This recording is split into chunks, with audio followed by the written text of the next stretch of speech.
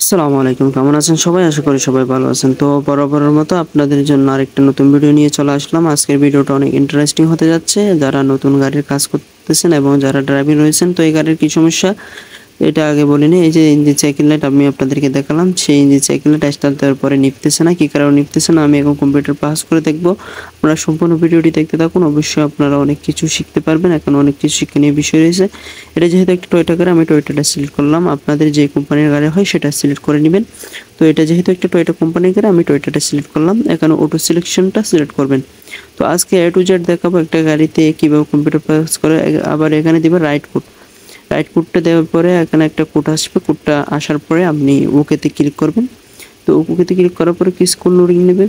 তো অবশ্যই মনোযোগ দিয়ে সহকারে সম্পূর্ণ ভিডিওটি দেখলে অবশ্যই আপনারা অনেক কিছু শিখতে পারবেন। এখানে ইউরোপ এটাতে ক্লিক করবেন।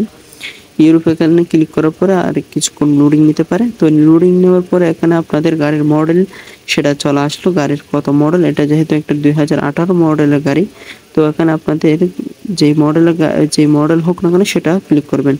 তো ক্লিক করার পর আমি যেভাবে দেখাচ্ছি আপনারা সম্পূর্ণ সেভাবেই কম্পিউটার পাস করবেন। তো কম্পিউটার পাস করা এত কোনো কঠিন না। তো যারা কোডিং মনে করে তাদের জন্য আজকের ভিডিওটা অনেক করতে। এখানে বলতেছে আপনাদের কি সাবির মাধ্যমে স্টার্ট হয় না টাচের মাধ্যমে।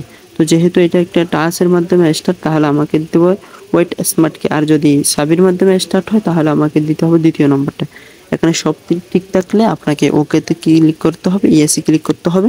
তো ইএসি ক্লিক করার পরে আপনাকে কিছুক্ষণ লোডিং নিবে। লোডিং নেওয়ার পরে আপনি অপেক্ষা করুন, আপনাকে এখন দেখিয়ে দিবে গাড়ির কী সমস্যা সেটা।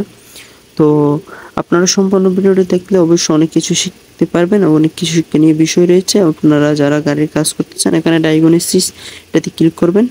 তো এখানে যেহেতু এটা একটা ইঞ্জিনের সমস্যা, সেহেতু আমি ইঞ্জিনে ঢুকলাম। ম্যানুয়ালটা সিলেক্ট করার পরে আমি আপনাদেরকে আবার দেখাই। তো এই যে আমি আবার বাইরে হয়ে যাচ্ছি আপনাদেরকে দেখানো। এই জায়গাটা হচ্ছে কন্ট্রোল ম্যানুয়াল, এটা ইঞ্জিন। এই ওকেতে ক্লিক করলাম। তো ওকেতে ক্লিক করার পরে এখানে ট্রাভেল কোডস এটাতে ক্লিক করবেন। তো এটাতে ক্লিক করার পর আপনাদেরকে সরাসরি দেখিয়ে দেবে আপনাদের গাড়ির কী সমস্যা।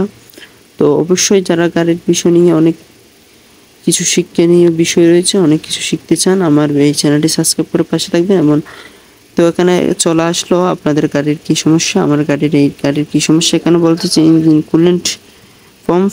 তো এটা হচ্ছে আপনার এই যেটা, তো এটা হচ্ছে আরবিতে বলা হচ্ছে তুরুম্বাতুল মইয়া, এবং বাংলায় কি বলে অবশ্য আমি জানি না, কারণ আমরা এখন সৌদি কাজ করতে করতে আরবিটা বেশি চলে আসে। বাংলা কি বলে সেটা আমি জানি না। তো এখানে আপনাকে একটা বলতেছে তুরুম্বাতুল মইয়া, আর একটা বলতেছে থার্মোস্ট্যাট। তো এটা থার্মোস্ট্যাট কি সেটা আমি আপনাদেরকে দেখাচ্ছি। তো এটা হচ্ছে তুরুম্বাতুল মইয়া, যেটার মাধ্যমে মোটরের মাধ্যমে পানি ইঞ্জিনের মধ্যে প্রবেশ করে। আমি আপনাদেরকে দেখিয়ে দিব।